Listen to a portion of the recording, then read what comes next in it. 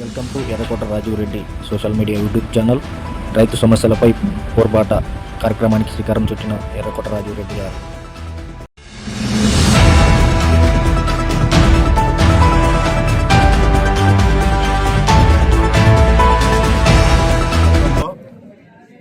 రైతులందరం కలిసి ఒక ర్యాలీ చేయడం జరిగింది. ఈ ర్యాలీ ముఖ్య ఉద్దేశం ఏంటంటే వరి కాపు ఎవరైతే నందవరం మండలం అయితే కావచ్చు, ఎమ్నూరు మండలం అయితే కావచ్చు, లేకపోతే కొనియాల మండలం అయితే కావచ్చు, ముఖ్యంగా నందవరం మండలం మనం చూసుకోగలిగితే మెయిన్గా మనం నందవరం మండలం వాళ్ళు తుంగభద్ర మీద ఆధారపడి ఉన్నారు. తుంగభద్ర మీద ఆధారపడి ఉన్న వాళ్ళకి అక్కడ నీళ్లు రావాలి నాగల్దిన్న దగ్గర. వాళ్ళకి వస్తే అక్కడ నుంచి మన చేన్లకు కానీ ఏమిటికైనా కానీ బోర్లు కానీ పైప్ లైన్ ద్వారా పోతాయి. రైతులందరికీ ఇబ్బంది లేకోకుండా రైతులందరూ ప్రశాంతంగా సస్యశ్యామలంగా బతుకుతారు. దాన్ని వదిలేసి ఇప్పుడు తుంగభద్రలో దాదాపు 100 టీఎంసీలు ఉన్నా కూడా ఏ మాత్రము ఈ పశ్చిమ ప్రాంతాలైన మంత్రాలయం కావచ్చు, ఆదోని కావచ్చు, ఎమ్గనూరు కావచ్చు, ఆలూరు కావచ్చు, ఈ ప్రాంతాన్ని పట్టించుకోకుండా ఈ ఏదైతే ప్రభుత్వం ఉందో కంప్లీట్గా నిర్లక్ష్యంగా ఉండి వాళ్ళని పట్టించుకోనట్ల ఆ నీళ్లను వదలనట్ట రైతులను ఇబ్బంది పెడతా ఉంటారు.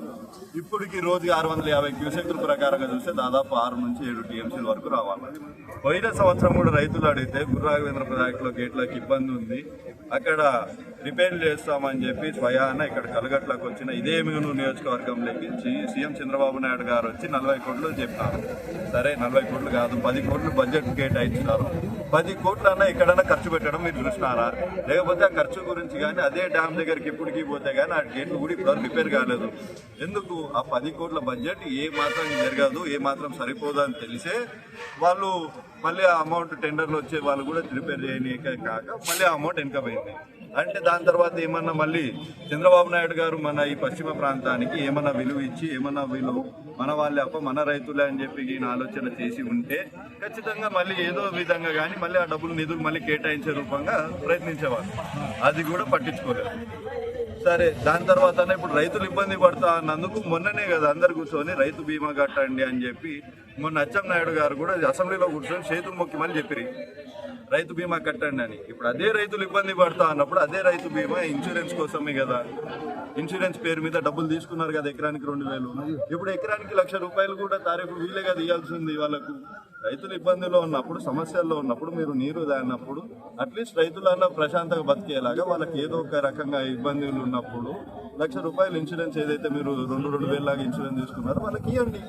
రైతులు అలాగైనా బతుకుతారు కదా ప్రశాంతంగా. పంట నష్టపోయి డబ్బు నష్టపోయి యూరియా ఇవ్వాలంటే యూరియా ఇయ్యరు. అగ్రికల్చర్ కేంద్రాలు ఏవైతే ఉన్నాయో దాన్ని పట్టించుకోవడం లేదు, దాన్ని చూడడం లేదు ఈ ప్రభుత్వం. ఏ మాత్రము నోటీస్ చేయకోకుండా ఏ మాత్రము రైతుల పక్క భరోసా ఇవ్వాలన్నా కూడా ఏ మాత్రం రైతుల్ని పట్టించుకోని విధంగా ఈ ప్రభుత్వం ఏదైతే నడుస్తూ ఉందో ఇది ఇప్పటికే వెంటనే ఆపాలి. ఇప్పుడు మనం పోయి కర్ణాటక వాళ్ళని మనం అడగలేము, రైతులు ఇక్కడ ఉన్న రైతులు అడగలేరు. రైతుల కోసం ఎవరు నిలబడాలా? రైతులు ఎవరినైతే ఎన్నుకున్నారో వాళ్ళు ఒక ప్రభుత్వం ఏర్పాటు చేసుకున్న వాళ్ళు పోయి అడగాలి. వాళ్ళు ఏం చేస్తూ ఉన్నారు? అక్కడ ఏడవ కూర్చొని డీలిమిటేషన్ అనుకుంటే ఏదేదో మీటింగ్లు పెట్టుకుంటున్నారు తప్పితే రైతుల పక్షాన రైతుల కోసం మాకు ఇప్పుడు 6 టీఎంసీలు కావాలి అర్జెంటుగా అని చెప్పి పోయి కర్ణాటక ప్రభుత్వంతో మాట్లాడడం లేదు. ఎంతున్నా డబ్బులు ఎట్లా ఆదాయం చేసుకోవాలా ఇవన్నీ విషయాల గురించి మాట్లాడండి అందరూ రెడీగా ఉన్నారు. కానీ టీడీపీ నాయకులు రైతుల పక్షాన కావచ్చు, మహిళల పక్షాన కావచ్చు ఎవరు మాత్రం సిద్ధంగా లేరు. ఇలా వ్యవస్థ నడిస్తే రేపటి రోజున రైతు అనే వాళ్ళు ఆత్మహత్యలు చేసుకోకూడదంటే ఎందుకు చేసుకోరు? ఏ మాత్రం గవర్నమెంట్ సదుపాయాలు లేనప్పుడు పాపం రైతులు కానీ ఎన్ని రోజులు బతుకుతారు? మిగతా వాళ్ళందరూ చంద్రబాబు నాయుడు గారు లాగా పెద్ద పెద్ద మాల్స్ కానీ లేకపోతే ఆస్తులు కానీ ఏవో లేవు. ఇక్కడ చాలా సాదా సీదా అయినా కూడా రైతులు కూడా ప్రాంతాల్లో ఉంటారు, చిన్న ప్రాంతాల్లో. వాళ్ళని ఎవరు చూడాలా? నీకు డబ్బు ఏ రకంగా వస్తుంది? రైతులకి ఇక్కడ నుంచి అప్పులు తెచ్చుకొని ఏదో రకంగా చేసుకొని మనం పంట వస్తే ఆ పంట మీద మనం ఒక సంవత్సరం పూట బతకాలని చెప్పి ఆలోచించే రైతులు వాళ్ళ గురించి పట్టించుకోలేదు ఈ ప్రభుత్వం. ఇంకా ఏమని చెప్తే మిగతావన్నీ చెప్పినాము, రైతులకు అంతా మేలు చేస్తా ఉన్నాము, రైతులకు అన్ని అవి చేస్తాము ఇది చేస్తాము. కానీ వాస్తవానికి వచ్చి చూస్తే గ్రౌండ్లోకి వచ్చి చూస్తే రైతులు పట్టించుకున్న నాదుడు లేడు ఈ ప్రభుత్వం వచ్చిన తర్వాత. ఇదే విధంగా పోతే మాత్రం ఖచ్చితంగా ఇంకొక 2-3 రోజుల్లో కలెక్టర్ ఆఫీస్ని ముట్టడిస్తాం, కలెక్టర్ గారికి కూడా అర్జీలు ఇస్తాం, ఇంకా పెద్ద ఎత్తున ర్యాలీలు చేస్తాం అవసరమైతే. ఈ పశ్చిమ ప్రాంతానికి ఏదైతే టీఎంసీలు 6 నుంచి టీఎంసీలు కావాలో ఆ టీఎంసీలు వెంటనే విడుదల చేయాలి.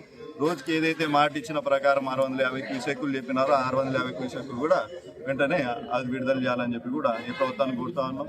ఒకవేళ చేయని పక్షాన రైతులు వెంబడి ఎప్పుడు ఈ వైఎస్ఆర్సీపీ ప్రభుత్వం ఎప్పటికీ ఉంటుంది.